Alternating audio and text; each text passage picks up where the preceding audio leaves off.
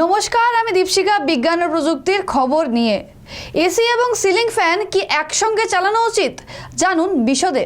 আসলে বেশিরভাগ মানুষ বিশ্বাস করেন যে এসি আর সিলিং ফ্যান একসঙ্গে চালালে ঘরে ঠান্ডা হাওয়া বাইরে বেরিয়ে যায়। আজ সেই ভুল ধারণাই ভেঙে দেওয়া যাক। দেশ জুড়ে তাপপ্রবাহ জারি রয়েছে।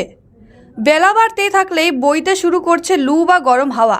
এই পরিস্থিতিতে একটু আরাম পাওয়ার জন্য পাখা চালালেও মিলছে না স্বস্তি, কারণ ফ্যান থেকেও বেরোচ্ছে গরম হাওয়া। এই মতাবস্থায় একমাত্র স্বস্তি দিতে পারে এসি ঠান্ডা হাওয়ায়। ফলে শহরাঞ্চলের বেশিরভাগ বাড়িতেই আজকাল ইনস্টল করা হচ্ছে শীততাপ নিয়ন্ত্রণ যন্ত্র বা এসি। তবে এসি চালানোর সময় অনেকেই সিলিং ফ্যান বন্ধ রাখেন, অর্থাৎ এসি আর সিলিং ফ্যান তারা একসঙ্গে চালান না। তবে এটা সম্পূর্ণ ভুল ধারণা। আসলে বেশিরভাগ মানুষ বিশ্বাস করেন যে এসি আর সিলিং ফ্যান একসঙ্গে চালালে ঘরের ঠান্ডা হাওয়া বাইরে বেরিয়ে যায়। আজ সেই ভুল ধারণাই ভেঙে দেওয়া যাক।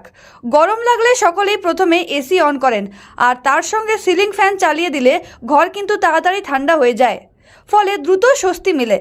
সব মিলিয়ে বিদ্যুতের বিলও অনেকাংশ কমে যায়। বিষয়টা তাহলে বুঝিয়ে বলা যাক। সাধারণ মানুষের দেহের স্বাভাবিক তাপমাত্রা 37 ডিগ্রি সেলসিয়াস। গরমের সময় আশেপাশের তাপমাত্রা বৃদ্ধি হয়, দেহ ঘাম নির্গত করে ঠান্ডা থাকে। আর্দ্রতার মাত্রা কম থাকলে শুধুমাত্র এটা হয়ে থাকে, কিন্তু আর্দ্রতার মাত্রা বৃদ্ধি পেলে ঘাম সেভাবে কাজ করে না, ফলে আমরা অস্বস্তিতে পড়ি। কারণ বাতাসে পর্যাপ্ত আর্দ্রতা থাকার ফলে যে জল নির্গত হয় তা শোষণ করতে দেরি হয়, কিংবা তা শোষণ করতে পারে না। আর এখানেই সাহায্য করে ফ্যান।